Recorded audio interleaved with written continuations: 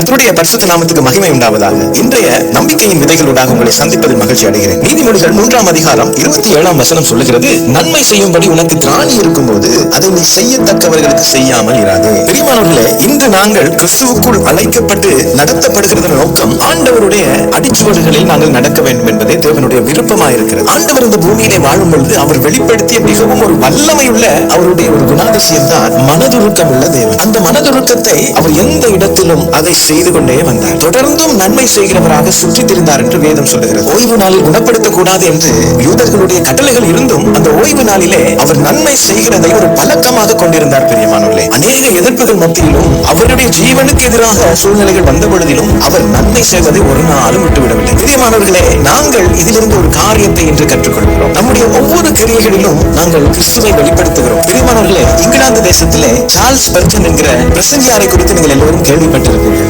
அவரும் அவருடைய மனைவியும் வீட்டிலே அநேக கோழிகளை வளர்த்தார்களாம். அந்த கோழிகள் இடுகிற முட்டைகளை அவர்கள் எடுத்து வைப்பார்களாம். ஆனால் அந்த முட்டைகளை யார் வந்து கேட்டாலும் அவர்களுக்கு கொடுக்க மறுத்து விடுவார்களாம். ஆனால் இவர்கள் இப்படி செய்கிறதை குறித்து அநேக விமர்சனங்கள் சபையில் எழுந்து கொண்டிருக்கிற பொழுதும் அவர்கள் அதையே செய்து கொண்டு வந்தார்களாம். ஆனால் ஒரு நாள் இந்த சத்தியம் உலகத்துக்கு தெரிய வந்தது. பிரியமானவர்களே, அதுதான் அந்த முட்டைகளை விட்டு 5 ஏழை விதவைகளை அவர்கள் தாங்கிக் கொண்டிருந்தார்களாம். பிரியமானவர்களே, நற்கிரியைகள் செய்கிறதுக்கு இந்த நாளிலே நமக்கு ஆண்டவர் அழைத்திருக்கிறார். அதாவது நன்மை செய்கிறதுக்கு உனக்கு திராணி இருக்கும் பொழுது அதை நீ செய்யத்தக்கவர்களுக்கு செய்யாமல் இராதே என்று வேதம் நமக்கு சொல்லுகிறது. பிரியமானவர்களே, இன்று இந்த சத்தியத்தை கேட்கிற நீங்கள் அந்த மனுஷனுடைய வாழ்க்கையிலே தேவனுடைய வல்லமையாக நீங்கள் இந்த நாளிலே மாறலாங்க. நாங்கள் வேதத்தை வாசித்தால் மட்டும் போதாதுங்க. நாங்கள் வேதத்தின் படி நடக்கிறதுக்காக அழைக்கப்பட்டவர்கள். ஒரு நம்மை சுற்றி உள்ளவர்கள் பசியோடு, பட்டினியோடு, பலவீனத்தோடு, தேவையோடு, பாரத்தோடு இருக்கும் பொழுது நாங்கள் மட்டும் எங்கள் வீடுகளிலே பரிபூரணத்தோடு வாழ்ந்து என்ன பிரயோஜனம்? பிரியமானவர்களே, எபிரேயர் 13ஆம் அதிகாரம் 2ஆம் வசனம் சொல்லுகிறது, அந்நியரை உபசரிக்க மறவாதிருங்கள், அதனாலே தேவ தூதரையும் உபசரித்ததுண்டு என்று வேதம் சொல்லுகிறது. பிரியமானவர்களே, கட்டப்பட்டவர்களோடு நீங்களும் கட்டப்பட்டவர்களைப் போல அவர்களை நினைத்துக் கொள்ளுங்கள். நீங்கள் சரீரத்தோடு இருக்கிறவர்கள் என்று அறிந்து தீங்கு அனுபவிக்கிறவர்களை நினைத்துக் கொள்ளுங்கள். பிரியமானவர்களே, நம்முடைய இயேசு மனதுருக்கம் நிறைந்தது. இந்த நாளிலே இயேசு உங்களை நேசிக்கிறார். உங்களை கொண்டு அநேகரை அவருடைய ராஜ்யத்திலே சேர்க்கிறது அவருக்கு பிரியமான இருக்கிறது.